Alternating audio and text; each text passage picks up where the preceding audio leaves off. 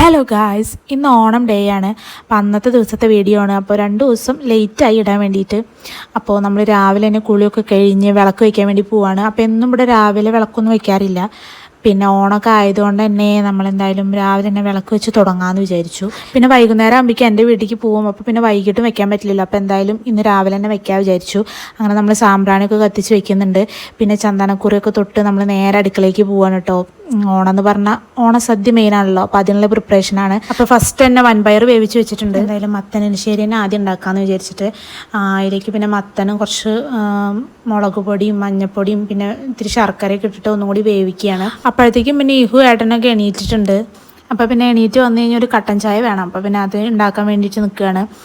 അങ്ങനെ അതൊക്കെ ഉണ്ടാക്കുന്ന സമയത്ത് ഇഹുവിൻ്റെ അടുത്ത് ഹാപ്പി ഓണമെന്ന് പറയുന്നൊക്കെയാണ് ഞാൻ ഈ പറയുന്നത് കേട്ടോ.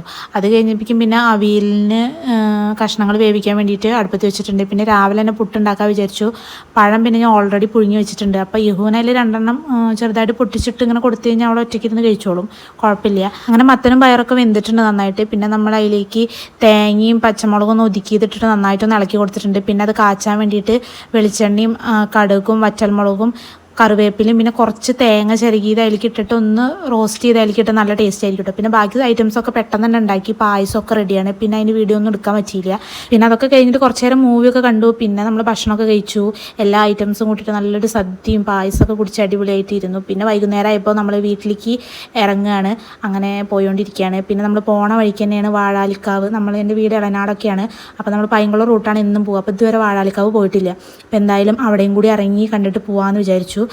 അവിടെ പോയപ്പോൾ അത്യാവശ്യം നല്ല തിരക്കുണ്ടായിരുന്നു. എല്ലാവരും ഓണം കഴിഞ്ഞ് വൈകുന്നേരം ഒരു ടൈം ആകുമ്പോൾ ഫോട്ടോ എടുക്കാനും കുറച്ച് നേരം സ്പെൻഡ് ചെയ്യാനൊക്കെ വേണ്ടിയിട്ട് കുറേ പേര് വന്നിട്ടുണ്ടായിരുന്നു. അതുകൊണ്ട് വണ്ടികൾക്ക് പാർക്ക് ചെയ്യാനൊന്നും സൗകര്യം ഇല്ലാത്തതുകൊണ്ട് തന്നെ ഭയങ്കര തിരക്കാണ് ഉണ്ടായിരുന്നത്. അപ്പോൾ നമ്മൾ കുറേ നേരമൊന്നും നിന്നില്ല. കുറച്ച് നേരം നിന്ന് 2-3 ഫോട്ടോസൊക്കെ എടുത്തിട്ട് പിന്നെ നേരെ നമ്മൾ വീട്ടിലേക്ക് പോയി. അങ്ങനെ പോണ വഴിക്ക് കിളിമംഗലം എത്തിക്കഴിഞ്ഞ് കഴിഞ്ഞാൽ ഇതാണ് ഞാൻ പഠിച്ച കോളേജ്. അപ്പോൾ ഇവിടെ എത്തിക്കഴിഞ്ഞ് കഴിഞ്ഞാൽ അങ്ങോട്ട് മോളിക്ക് ഇങ്ങനെ കോളേജ് നോക്കി ഇങ്ങനെ ഇരിക്കൽ എപ്പോഴും ഒരു പതിവാണ്.